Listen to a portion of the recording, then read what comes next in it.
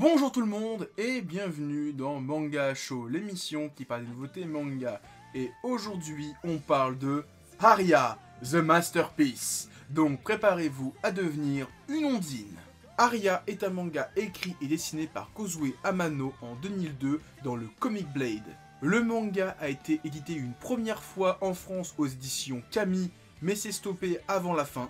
Et cette année, c'est Kiyun qui réédite le manga dans une édition Masterpiece. Résumé. Au XIVe siècle, la planète Mars a été terraformée sur le modèle de Venise. Elle abrite maintenant une magnifique cité bâtie sur les eaux, où les canaux jouent le rôle de route, et les bateliers celui de guide incontournable pour guider dans les méandres de cette ville au charme légendaire.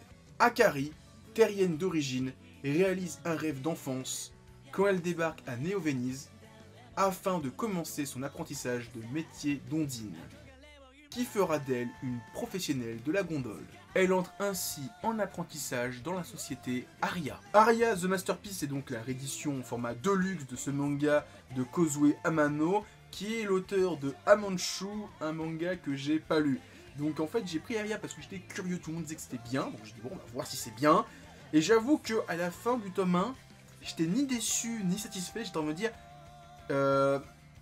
qu'est-ce que les gens apprécient, donc c'est pour ça que j'ai pas fait un manga chaud tout de suite. J'ai attendu que le deuxième tome sorte, et en fait, je suis assez curieux, je me dis, c'est pas mauvais, c'est pas magnifique, c'est pas le meilleur manga de tous les temps, mais je suis curieux de savoir ce que les gens ont autant kiffé pour attendre une édition deluxe, et une super édition deluxe, parce qu'on a quand même des gros tomes de 300, et celui-là il fait quasiment 400 pages, des pages couleurs, en veux-tu, en voilà. Petit effet doré sur la couverture, c'est quand même bien stylé. Et alors, j'avais pas fait gaffe tout de suite, mais en fait, au tout début du tome, en fait, il y a une petite page en filigrane, en fait, où on a un petit filigrane d'eau, et on a un personnage en dessous.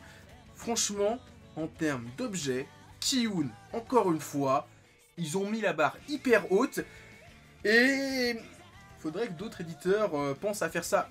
Il y en a qui font du très bon boulot, hein. Notamment j'ai vu l'édition FMA de Kurokawa qui est super belle, mais il y a tellement peu d'éditeurs qui font ce travail d'édition que franchement je tiens à remercier Kiyun, encore une fois, qui fait un super boulot. Donc ouais, comme je disais, je sais pas trop quoi penser des deux premiers tomes de Aria, c'est pas mauvais, c'est un manga qui est très relaxant, franchement. Les deux tomes, j'ai apprécié ma lecture, j'ai pas trouvé ça dégueulasse, c'était un bon manga, on va dire, d'heroic fantasy, entre guillemets SF, parce que le côté SF est pas hyper prononcé. J'ai tout de même passé un bon moment devant les 700 et quelques pages que j'ai lues de Aria. Mais c'est vrai que voilà, c'est un manga estampillé shonen. Quand tu vois le suivre, tu te dis « Ah, est-ce qu'elle va devenir la plus grande des gondolières ondines de Aqua ?» Pour l'instant, c'est pas un shonen neketsu, hein. C'est vraiment plus un shonen slice of life sentimental, plus dans l'esprit d'un, on va dire, Silent Voice très paisible. Alors, quand je dis Silent Voice, plus pour l'atmosphère paisible, relaxant, même si, bon, Silent Voice c'est quand même très glauque par moment, mais voilà, j'ai pas trop d'idées par rapport au catalogue de Kiyun, parce que souvent les trucs un petit peu relaxants de Kiyun, ils deviennent trashouilles. J'espère que Aria ça sera pas ça, parce que putain ça commence si bien, j'ai pas envie que ça devienne gore. En plus il y a l'air d'avoir des petits triangles amoureux avec les différents métiers de Aqua, parce que par exemple, il y a les ondines qui sont donc les gondolières, les filles qui transportent les touristes sur les rives de Aqua, mais on nous a présenté les salamandres donc, qui gèrent la température, l'atmosphère de la planète. Il y a les gens qui vivent sous terre qui sont les gobelins, je vais dire les cerbères, les gobelins, qui sont tout petits, enfin voilà. Est-ce qu'on va avoir les mecs qui contrôlent le vent, qui seront donc les Sisyphes, etc. Il y a l'air d'avoir tout un esprit mythologie qui m'intéresse, et franchement je suis assez curieux de voir ça, comment ça va évoluer. Est-ce qu'il va y avoir des triangles amoureux entre le salamandre, la ondine, le gobelin, etc. Je sais pas trop, mais en tout cas, ouais, c'est un super manga qui est très relaxant, très agréable à lire, et franchement, je vous invite à le lire.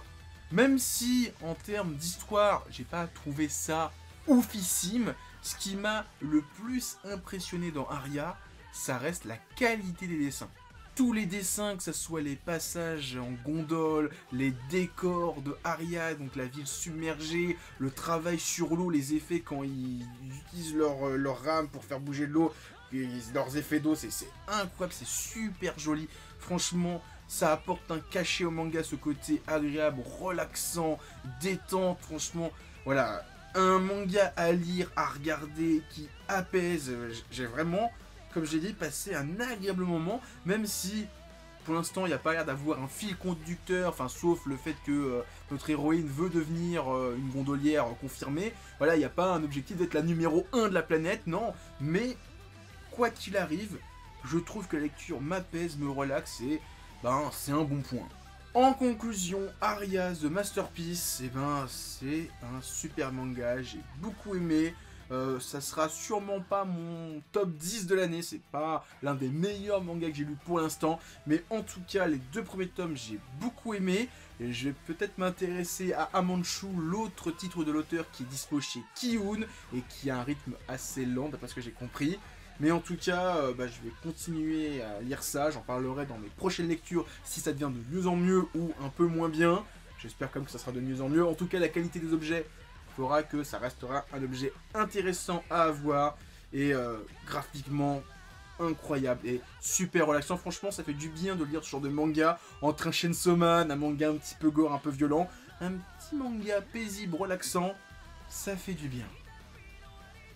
Donc voilà, c'était ma vidéo sur Aria The Masterpiece. J'espère que vous avez aimé la vidéo ou le manga. Si c'est le cas, likez, commentez, partagez-la. Et en description de cette vidéo, il y a des liens vers mon Twitter, mon Discord et mon Instagram.